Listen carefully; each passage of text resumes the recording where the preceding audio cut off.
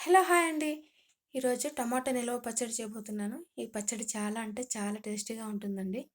టమాటాలని శుభ్రంగా కడిగి తుడుచుకోవాలి. చింతపండులోని పీచునంతా కూడా తీసుకొని రెండింటిని అరగంట పాటు ఎండలో పెట్టుకోవాలి. తర్వాత స్టవ్ వెలిగించి కడాయి పెట్టుకొని ఒక స్పూన్ మెంతులు, 3 స్పూన్లు ఆవాలు వేసుకొని అన్నింటిని వేయించుకొని దంచి పొడి చేసి పక్కన పెట్టుకోవాలి.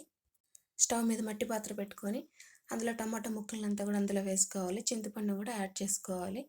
వీటన్నింటిని కూడా ఒకసారి కలుపుకొని మూత పెట్టి టమాటాలని చింతపండుని బాగా ఉడికించుకోవాలి. టమాటాలన్నీ కూడా అన్నీ చక్కగా ఉడికిపోయాయి. ఇంకా మూత తీసేసి టమాటాల్లోని వాటర్ అంతా కూడా ఇంకేంత వరకు కలుపుతూ ఉండాలి. ఈ విధంగా అయితే చాలండి. ఇంకా స్టవ్ ఆపేసి దీన్ని పూర్తిగా చల్లారనివ్వాలి.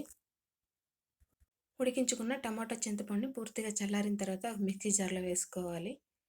కొంచెం పసుపు పొడి, రుచికి సరిపడా ఉప్పు వేసి మెత్తగా గ్రైండ్ చేసుకోవాలి.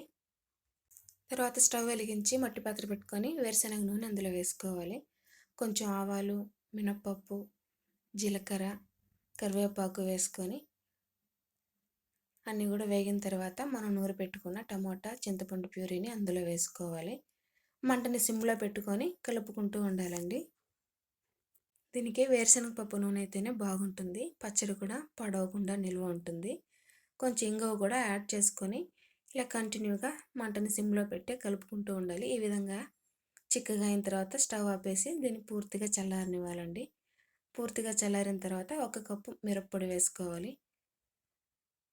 వెల్లుల్లి రబ్బల్ని కట్ చేసి వేసుకోవాలి. దంచి పెట్టుకున్న మెంతులు, ఆవాల పొడి 3 స్పూన్లు యాడ్ చేసుకోవాలి. అన్నింటిని కూడా బాగా కలుపుకోవాలి.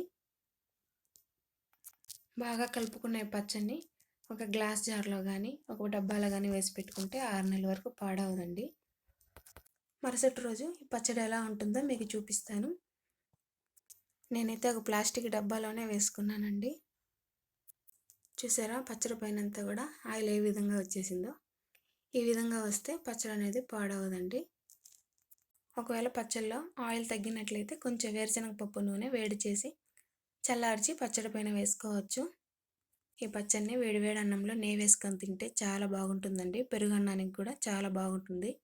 తప్పకుండా ట్రై చేయండి. వీడియో నచ్చితే లైక్ చేయండి. Thank you for watching.